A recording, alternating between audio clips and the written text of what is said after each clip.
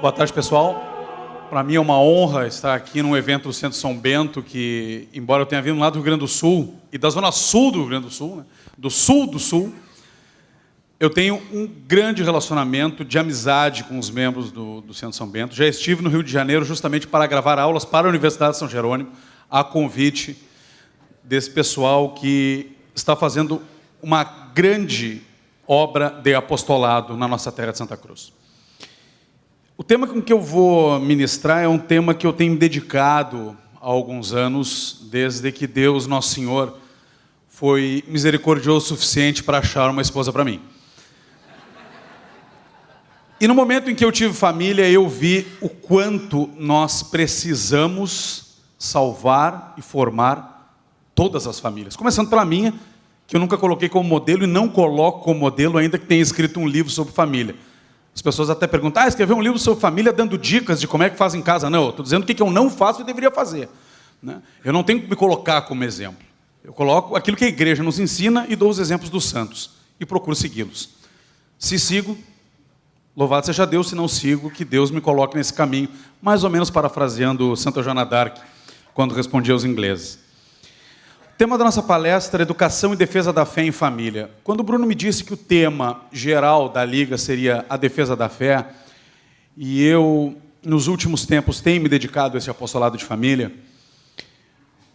rapidamente eu percebi que era possível encaixar, sim, a formação familiar neste tema geral de defesa da fé.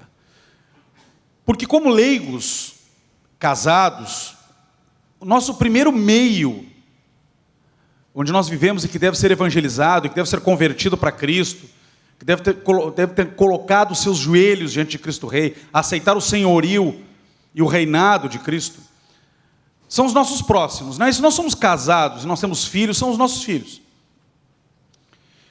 Então nós temos um papel como pais, e aqueles que não são pais ainda estão se preparando, e aqueles que não estão se preparando e nos ajudam, que são sacerdotes, são os consagrados religiosos, nos ajudam sabendo e nos guiando pelo caminho que a igreja nos pede, mas aqueles que são pais e estão se preparando para isso, devem saber que ao constituir família, eles não estão renunciando ao apostolado. Não se está renunciando ao serviço de Cristo. Se está fazendo um serviço de Cristo de outra maneira. O Concílio Vaticano II, na Lumen Gentium, ele diz que é dever do leigo, e isso, na verdade, é uma doutrina que na verdade, é repetida de papas e bispos e teólogos, que é dever próprio do leigo ordenar as coisas segundo Deus, as coisas temporais segundo Deus. Evidentemente que eu vou procurar me inspirar naquelas vocações que objetivamente estão mais próximas de Deus, como um exemplo. Mas eu não devo procurar me substituir ao sacerdote, me substituir ao monge, me substituir ao religioso.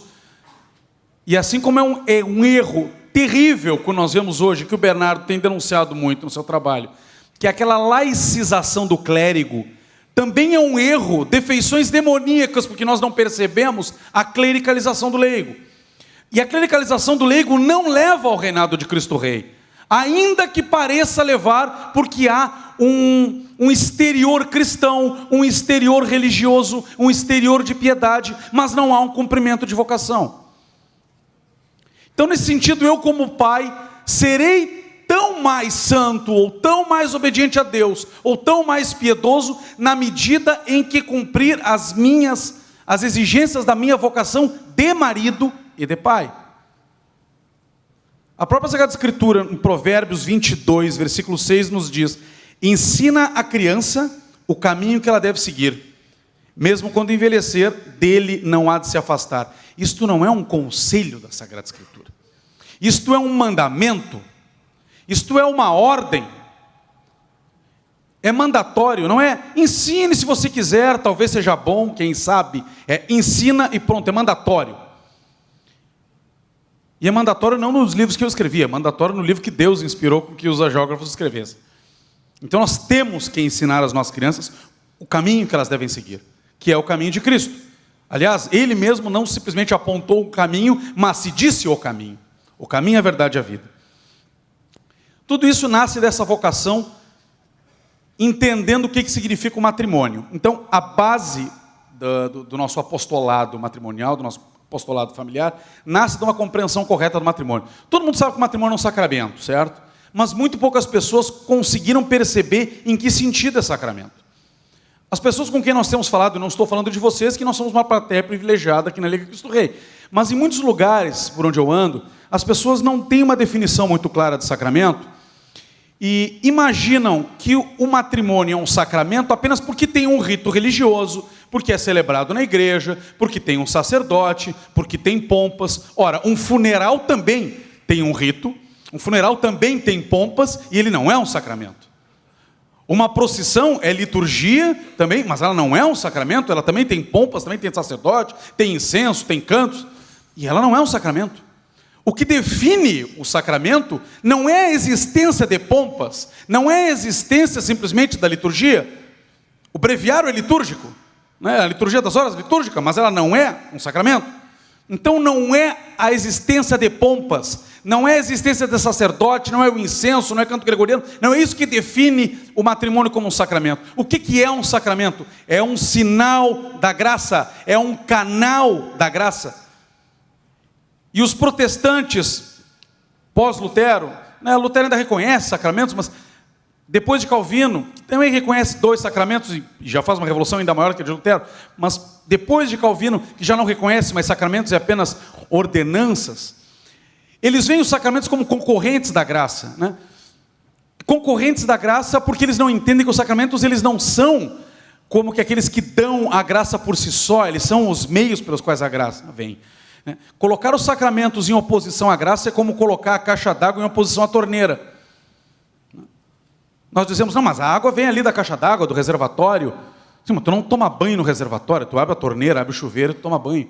Ela vem por canos, e os sacramentos são esses canos que nos vêm do reservatório e que nos trazem a água também. Aliás, a água viva que é a graça de Deus. Então, o matrimônio, ele não é um sacramento por conta das pompas, ou porque a missa do matrimônio é muito bonita, porque o sacerdote é piedoso, porque ele entrou com todos os paramentos e teve incenso, teve gregoriano, como o meu casamento teve, graças a Deus. Mas não é por isso que ele é sacramento. Ele é sacramento porque ele é sinal da graça de Deus e ele é canal da graça de Deus. E se ele é canal da graça de Deus e a graça é santificante, então o matrimônio é santificante. O matrimônio me torna mais santo. Eu não me torno santo apesar de ser casado. Eu não sou chamado a ser santo apesar de casar, apesar de ter filhos, apesar de ter minha esposa. Eu sou chamado a ser santo por conta de ser casado.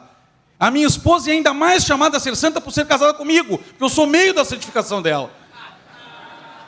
Então, o matrimônio é sacramento por isso, porque ele é sinal e canal. E com este matrimônio, ele se inaugura no seio familiar uma realidade espiritual que algumas pessoas não estão tão atentas ou que se sabem apenas numa definição conceitual etérea, né? Mais ou menos como os hologramas dessa fundação que o Bernardo citou. Mas o fato é que quando nós casamos, nós constituímos uma igreja doméstica. Uma igreja doméstica porque todos somos igreja, somos templos do Espírito Santo. Sim, mas é mais do que isso. Ela é uma igreja doméstica porque há uma comunhão de almas que são chamadas à santificação. Evidentemente que eu não tenho que clericalizar a minha casa e transformá-la num mosteiro estricto sensu, mas ela tem que ter algo da vida religiosa, ou da vida sacerdotal, ou da vida consagrada, sim, algo. E ela tem que ser uma igreja doméstica, com tudo aquilo que envolve uma igreja. O nosso lar é um santuário. A nossa vida diária, o cozinhar, o lidar com os empregados, o receber as pessoas, ela não deixa de ser uma forma, analogamente, não vamos chamar de herege, litúrgica, de certa forma. Ela é uma vivência, porque ela é um ato de oferecimento a Deus. Claro que não é uma liturgia estrito sensu, mas é um ato de oferecimento a Deus. É um ato de consagração a Deus. Eu consagro a minha vida a Deus. E se eu não consagro a minha vida a Deus, a minha missa dominical não vai ter tanto sentido prático, porque eu vou estar lá, vou comungar, vou receber a Cristo, e não vou como colocar na minha vida, ou diriam os progressistas, encarnar na minha vida, né? Aquilo que tem um sentido cristão que eles acabam deturpando. Eu não vou encarnar na minha vida as exigências da fé cristã. Se nós somos igreja doméstica, então nós somos chamados àquilo que a igreja é chamada. E aquilo que nós somos chamados desde o nosso batismo. E então isso vale não somente para aqueles que são casados. O que nós assumimos? Nós assumimos basicamente duas coisas no nosso batismo. Um esforço pela santidade e um esforço por ser apóstolo. Eu nem falo num esforço por fazer apostolado, porque fazer implica na ação e nós podemos facilmente cair na heresia da ação, que não contempla. Então, mais do que fazer apostolado, nós temos que ser apóstolos. Isso nós assumimos no batismo. Todos nós somos chamados a isso. A ser santos, buscar a santidade, ou seja, cooperar com a graça, e fazer apostolado, ser apóstolo. A igreja doméstica também tem que fazer isso. O lar católico, a família católica também tem que fazer isso. E assim nós vamos ensinar a criança o caminho que deve seguir. Assim nós vamos educar a família. Assim nós vamos defender a fé em família. Santidade e apostolado. E o que é santidade no lar? Para nós sermos muito práticos. Em primeiro lugar, oração. Claro, todo mundo reza em família. Eu não sei se as coisas são tão fáceis ou tão bonitas como nós achamos que é na teoria. Rezar em família nem sempre é tão fácil. Se a nossa oração pessoal às vezes não é tão fácil, individual, quanto mais em família. Porque a oração em família, ela pode muitas vezes, se ela não está bem orientada, ser a desculpa para que eu descuide da minha oração pessoal. Não, mas eu rezo o terço com a minha família todos os dias, às 6 da tarde. Tá aí, a tua oração pessoal, tu faz também?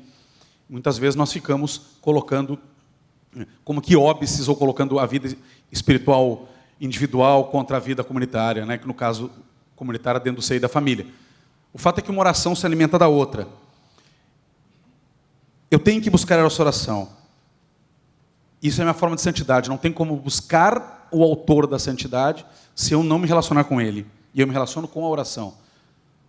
A oração individual, a oração pessoal, aquela oração que eu acordo cedo e eu vou conversar com Deus, independente da minha esposa ou dos meus filhos, e que depois nós vamos conversar juntos. Eu tenho que ter também obediência, e nós falamos, claro, obediência a Deus, obediência aos sacerdotes, obediência ao bispo, mas também obediência das crianças ao pai, obediência à autoridade legítima. E agradar a Deus em todas as coisas. O que não significa que eu tenha que transformar a minha família numa caricatura. Agradar a Deus em todas as coisas não significa fazer atos externos explicitamente religiosos a cada momento da minha vida. Eu posso ver um filme, eu posso sair para tomar um chopp, eu posso fazer festa com os meus filhos, eu posso comemorar o aniversário. Os cônjuges podem e devem manter a sua relação conjugal. Os filhos não vão cair do céu. Isso não tem nada de... ele falou em sexo, sim. Santificante. Foi Deus que criou. Nós deturpamos, mas foi Deus que criou. Isso também está dentro da santidade no lar. Isso também é agradar a Deus. Não significa que no momento do namoro entre os cônjuges, eles colocam Deus de lado. Não, agora Deus está aqui, agora somos nós. Não, Deus está no meio sempre. Deus tem que ser aquele para quem nós ordenamos todas as nossas coisas no lar. Mas além da santidade, nós fizemos um compromisso no batismo, que nós reafirmamos no matrimônio, que é o apostolado. E o que é apostolado? Qual é a definição de apostolado? É aproximar as almas de Cristo, basicamente. Salvar almas.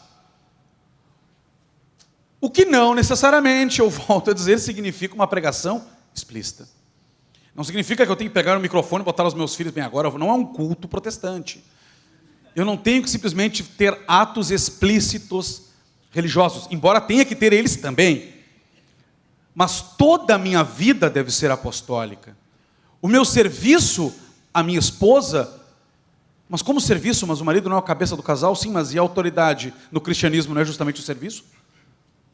A autoridade é o serviço, a autoridade não é tirania no cristianismo. O marido não é a cabeça do casal para dar ordens tirânicas. Esposa, corte as minhas unhas do pé. Não. Ele é autoridade para servir. Imitando Nosso Senhor, aliás, né? Então, todos os atos do meu dia devem ser apostólicos. O abrir a porta do carro para minha esposa é apostólico. Como é que consegue ser delegado e católico ao mesmo tempo? Me perguntou uma vez um entrevistador numa rádio. E eu me santifico prendendo traficantes.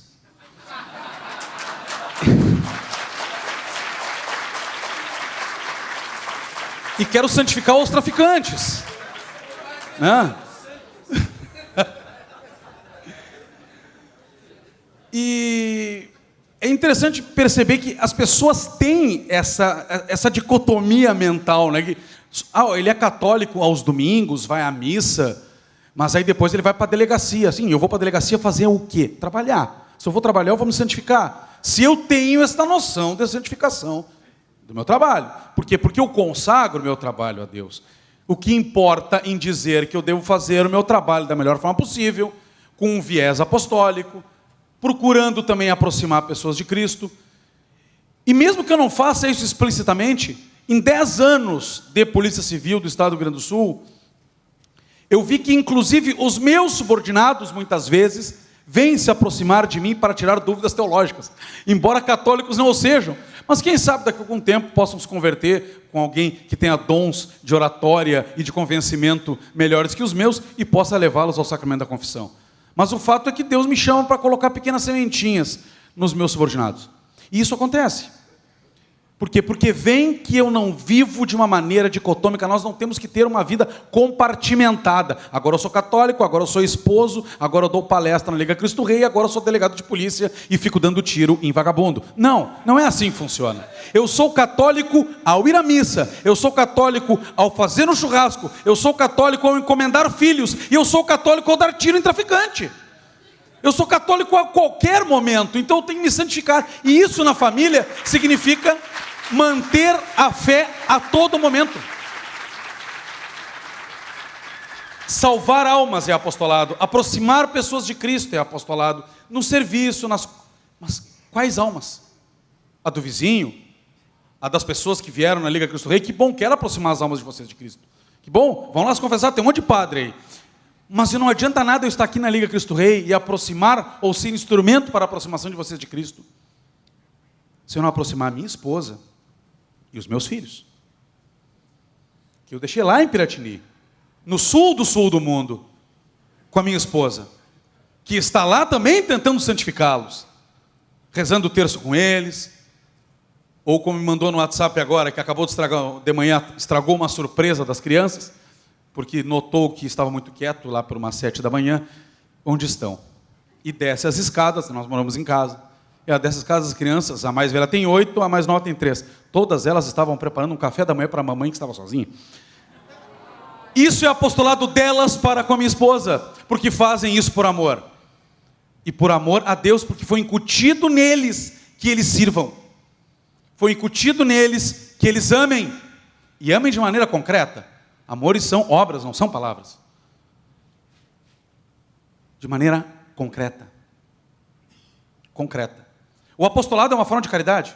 Aproximar almas de Cristo é uma forma de caridade. Caridade para com Deus, que nós amamos e queremos com que Ele seja amado e adorado por todos. E caridade para com as almas que nós aproximamos. E não adianta eu ganhar o mundo inteiro se eu vier perder não só a minha alma, mas a alma dos meus filhos. O primeiro dever apostólico é para com eles.